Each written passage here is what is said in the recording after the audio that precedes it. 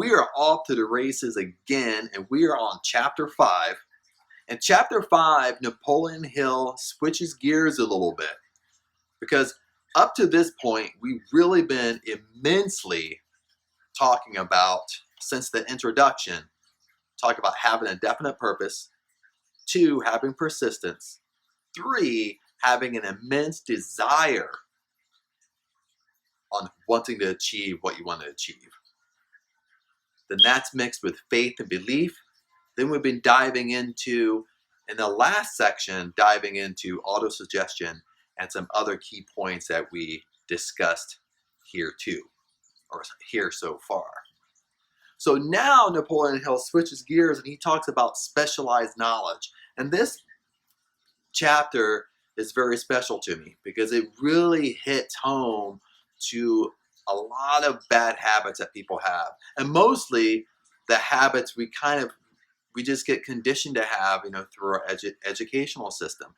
Now, when I speak about the educational system, in no way that I'm putting down the educational system.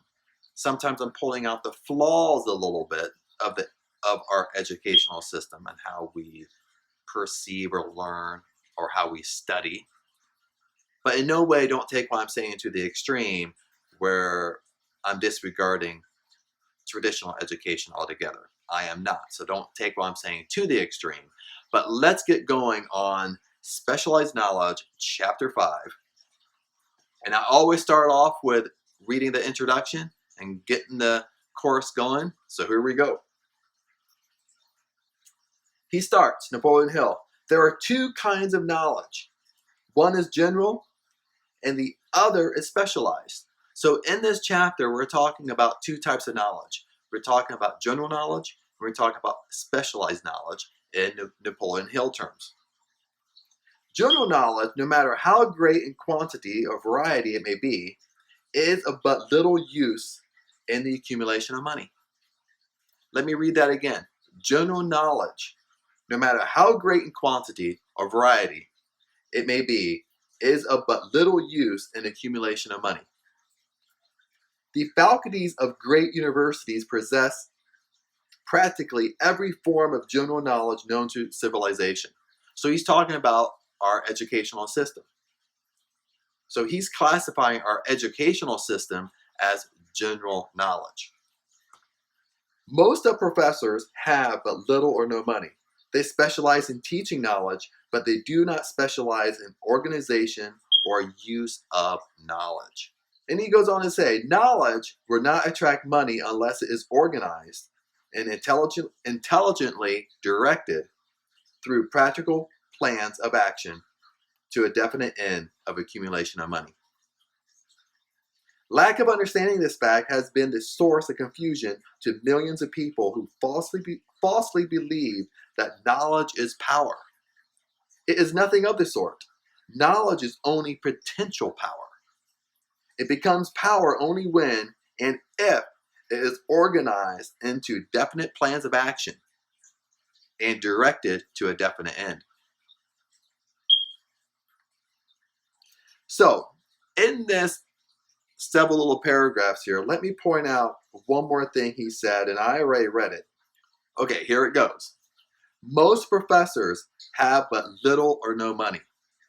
They specialize in teaching knowledge, but they do not specialize in the organization or the use of the knowledge. So right here, what Napoleon Hill is talking about is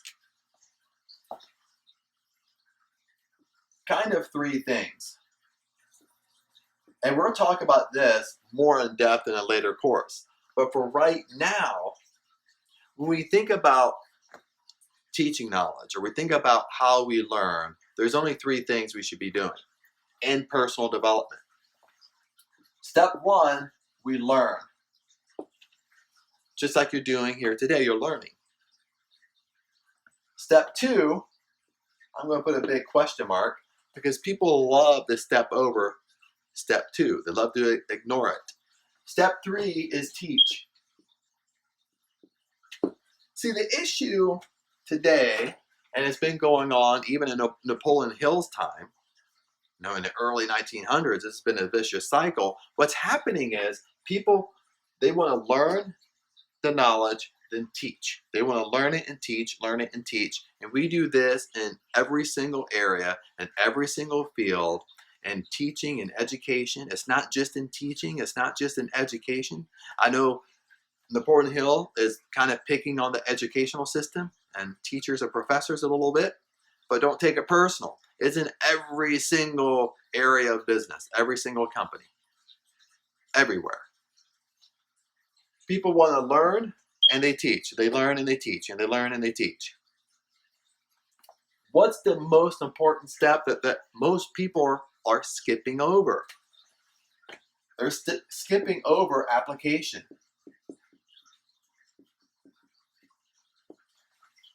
Actually applying the knowledge to yourself. See, what people should be doing, you included, myself included too, is we learn, we apply it to ourselves, we apply it to ourselves to make sure it works. Then we teach. So the reason why there's such a massive misinformation out today, just masses of misinformation, is because people don't apply it. This is huge in health. I mean, people learn and teach, learn and teach. They learn to write a blog about it. They learn and put it on their website. But they never apply it. They never apply the information. They have no clue if it works or not. None. Nada. They're just repeating it.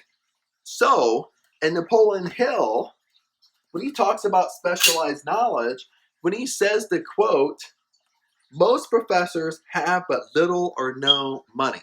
Because when we go to school, they're not teaching you how to make money. Okay, they're teaching you how to be an employee.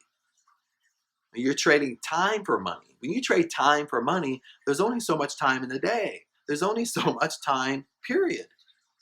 So trading time for money, no matter if you're making $30,000 a year or $100,000 a year, maybe you're turning a doctor and you're up to $150,000 a year, but what are they going to teach you about money? Because they're in the same category as you are. If you're making $30,000, a doctor's making $150,000, he doesn't know anything more about money than you do because he's in the same category. He's just trading time for money.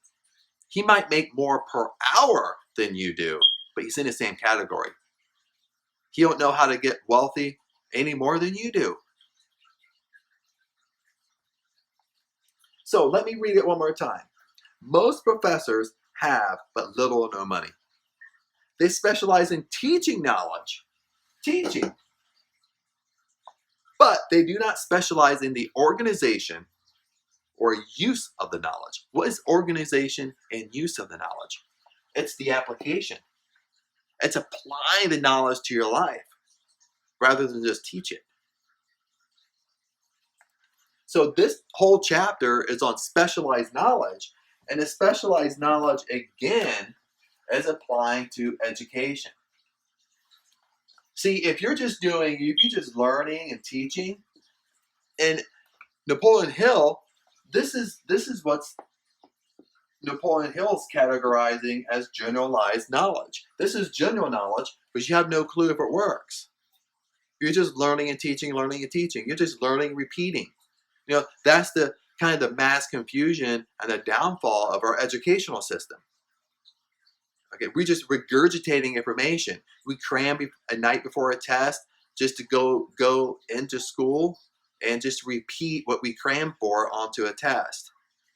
We're not applying anything. We're just learning, repeating, learning, repeating, learning and teaching, learning and teaching. This is just generalized knowledge.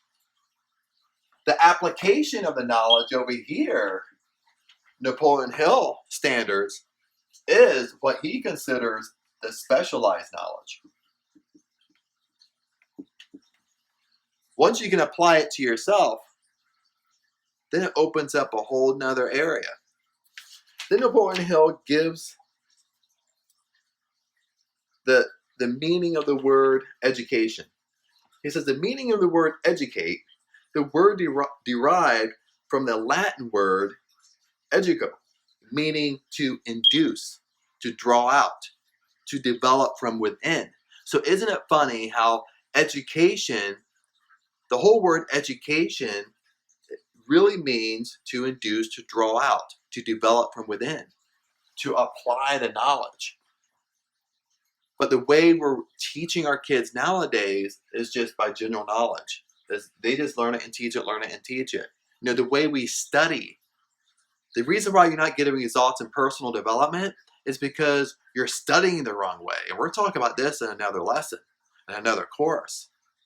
But we've been taught to study the wrong way. We've been taught to cram the night before. We just cram in and we just repeat it back, and that's it. And I know I'm kind of beating a dead horse here, saying it over and over and over, but remember, it's the repetition. It's you hearing it over and over and over, which is going to help change your thought process. So let's move on. Napoleon Hill says, an educated man is not necessarily one who has an abundance of generalized knowledge, or generalized or specialized knowledge. An educated man is one who has so developed the faculties of his mind that he may acquire anything he wants, or its equivalent, without violating the rights of others. Let me repeat that again. This is so powerful. An educated man or woman is one who has so developed the faculties of his mind that he may acquire anything he wants, or its equivalent, without violating the rights of others. See, in Napoleon Hill standards, knowing the mind as he knows, the power of thought, as he knows in his day, and he was way ahead of his time, that educated man, an educated woman, is one who has developed the faculties of his mind. What are the faculties of the mind? It's the same stuff that we've been going over up till this lesson. The same things you've been learning. The faculties of his mind are Napoleon Hill's 13 principles. These are the faculties of the mind Napoleon Hill is talking about. Then in every single chapter, one way or another, a sentence, a little quote, Napoleon Hill is saying what? I've been repeating it every single course. Napoleon Hill is saying you have to master these principles. It's not picking or choosing. You have to master all the principles if you want to be able to master your faculties of your mind and be able to get anything that you want and achieve anything that you want. It's about mastery. Then he brings up an excellent story about Henry Ford. And Ford, back in Napoleon Hill's day, Ford was actually brought into court because I guess in the papers they were making fun of him, and Ford was a very wealthy man, but attorneys and starting to slandering him that he didn't know anything, that he was ignorant. So Ford brought a lawsuit against the papers. So they were in court, and this is what Ford said, and it's very intriguing, and it's very interesting to me. And what the lawyers were doing is they were just asking him random questions like they do in education. Who was the president of the United States? What's the capital of this state? Who won this certain war? Just again, generalized knowledge, not any type of specialized knowledge. And this is how Ford responded, or eventually responded. Ford said, if I should really want to answer the foolish question you have just asked, or any of the other questions you have been asking me, let me remind you that I have a row of electric push buttons on my desk, and by pushing the right button, I can consume to my aid men who can answer any question I desire to ask concerning the business in which I am devoting most of my efforts. Now, will you kindly tell me, why should I clutter up my mind with general knowledge for the purpose of being able to answer questions when I have men around me who can supply any knowledge I acquire? That's a profound answer. And that answer floored the courtroom and floored the attorneys of that time. Like, they were so They were so focused on just trying to prove that he didn't know anything, even though he was one of the wealthiest men of his time. Napoleon Hill goes on and says, any man is educated who knows where to get knowledge when he needs it and how to organize that knowledge into definite plans of action.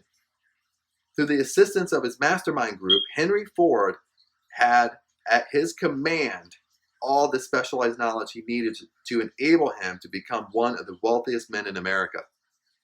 It was not essential that he have this knowledge in his own mind. See, lots of times in business, when we go, I've been doing business consulting for years, and even in my younger days, when I first started in business, and even today when you go in, people think or people assume that supervisors, managers, directors, CEOs, you have to know everything. But you don't have to know everything.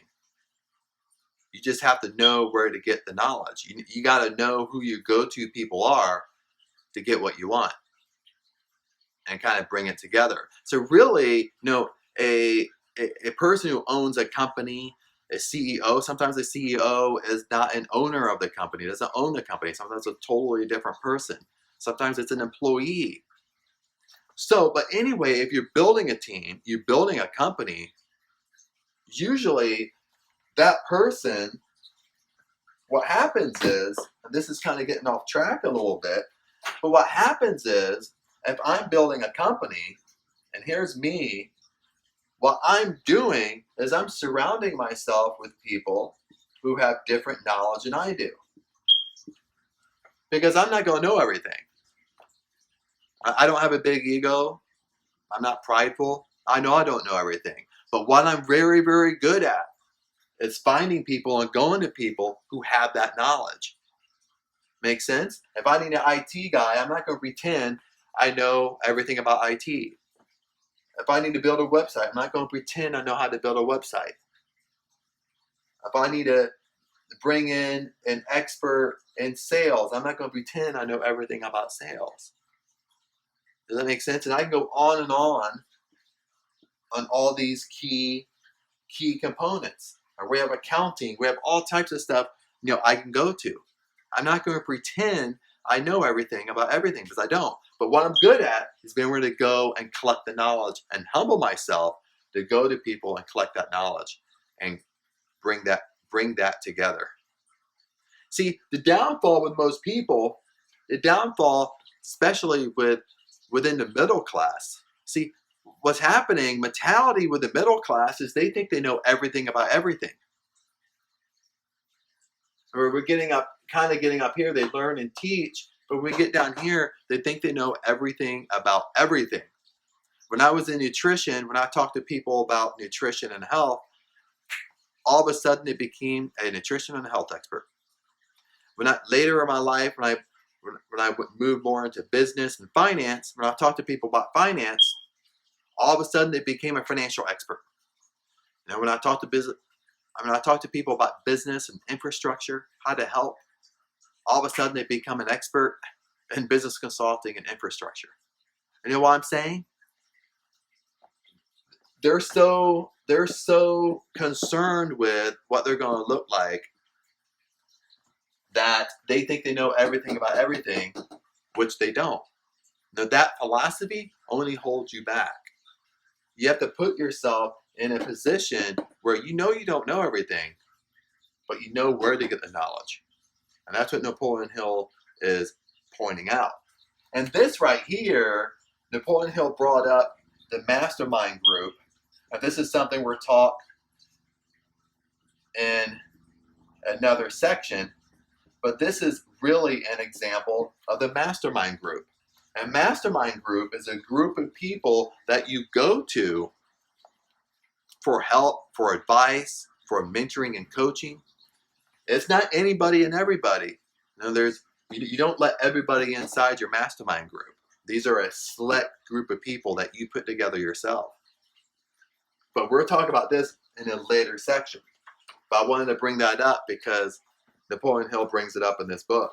Napoleon Hill goes on and he says, before Before you can be sure of your ability to transmute desire into its monetary equivalent, you will require specialized knowledge of the service, merchandise, or profession which you intend to offer in return for fortune. Perhaps you may need much more specialized knowledge than you have the ability or inclination to acquire. And if this should be true, you may bridge your weakness through the aid of your mastermind group, which I already explained.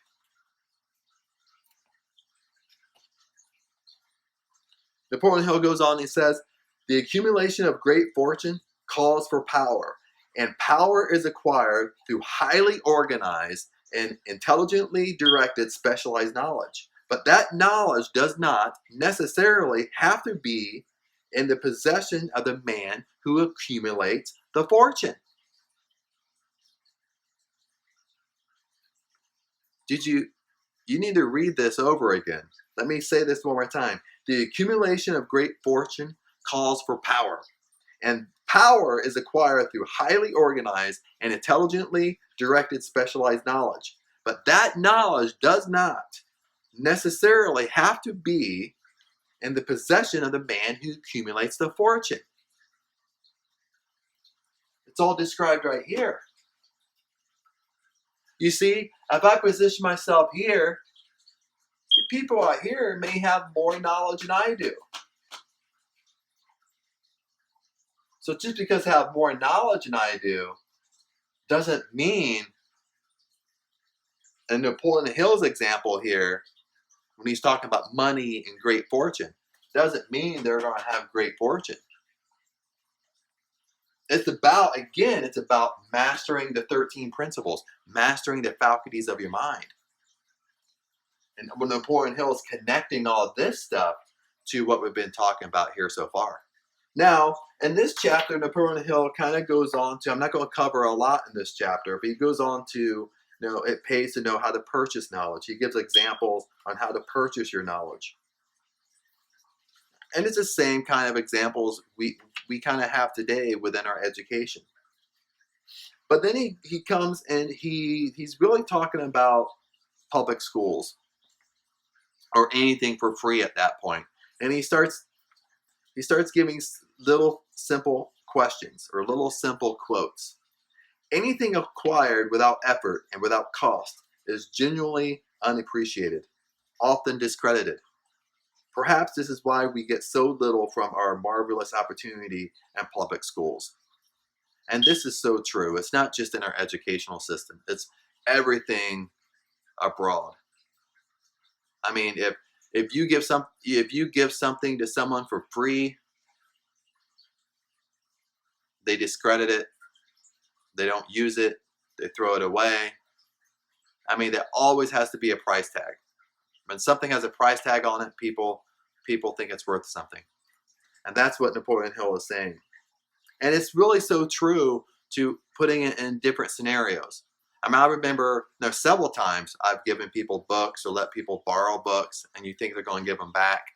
Then you see them a few months later, and you remind them about the book. Have you read it yet? I'm not really a type to ask for it back, but you're just kind of seeing if they read it back, or maybe I would like to have it back. I'll read it again, and then you come to find out they never read it. Then they can't even find the book. Does that make sense? They can't even find it. They lost it somewhere. And most of the time it's because they never paid for it themselves. You ever let someone borrow your car? And it's the same philosophy. You let someone borrow your car, the person driving your car, they could care less most of the time because it's not theirs. They didn't pay for it. So people have this philosophy, have this conditioning that everything has to have a price tag. Then Napoleon Hill states again, one of the strange things about human beings is that they value only that which has a price. He continues on and he says, there is one weakness in people for which there is no remedy. It is the universal weakness of lack of ambition. Persons, especially salaried people, who schedule their spare time to provide for home study seldom remain at the bottom very long.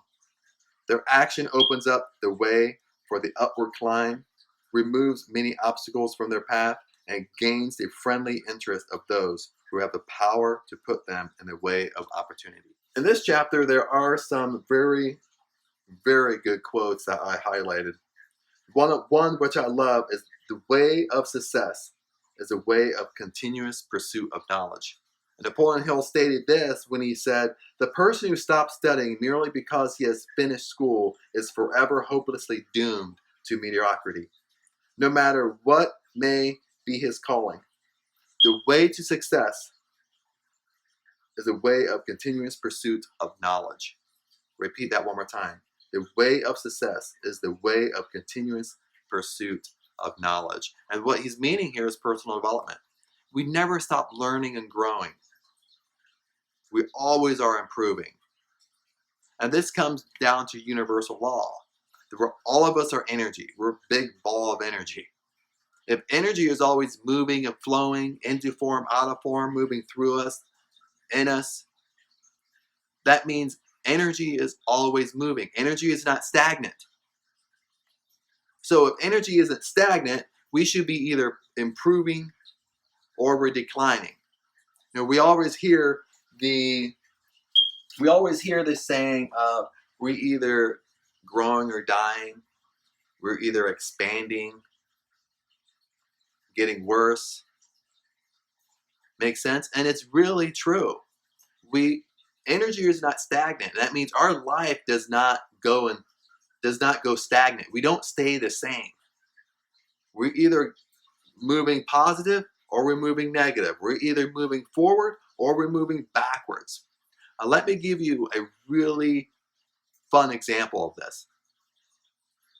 Let's say 10 years ago, you were in awesome shape because you played sports in school, you played sports in college, and you got out, you were in really awesome shape because you played sports all the time.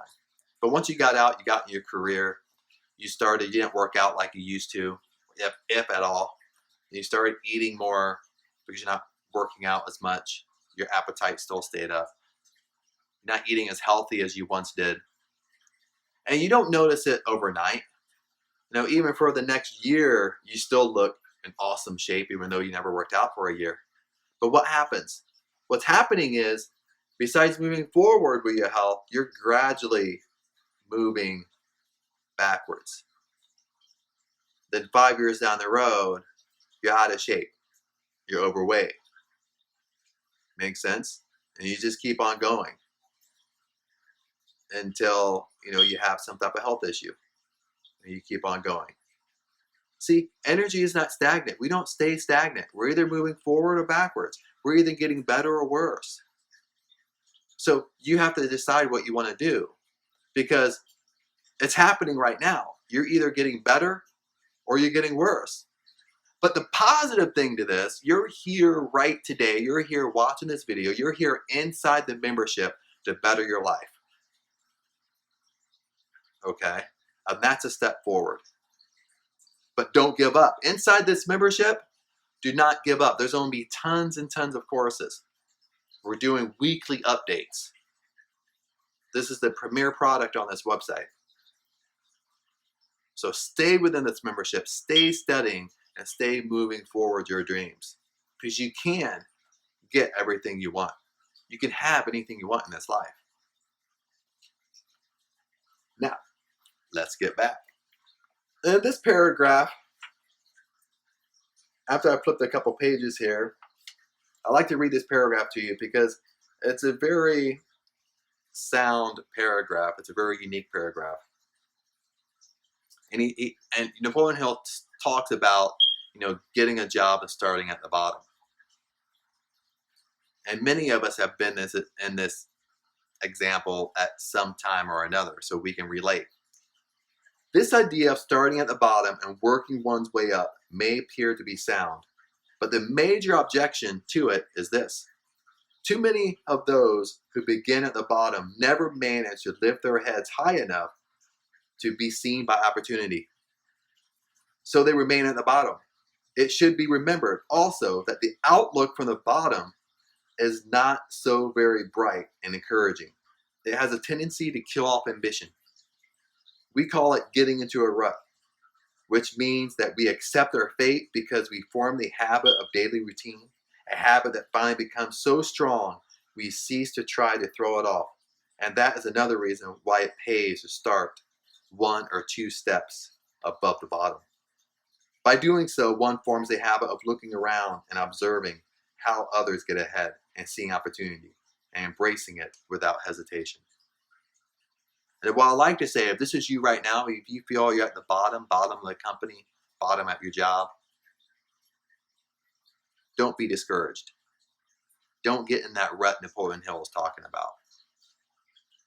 Don't think there's no way out, because there is a way out. And you're here in this membership. You're learning, you're growing. When you're developing your mind, that's the way out.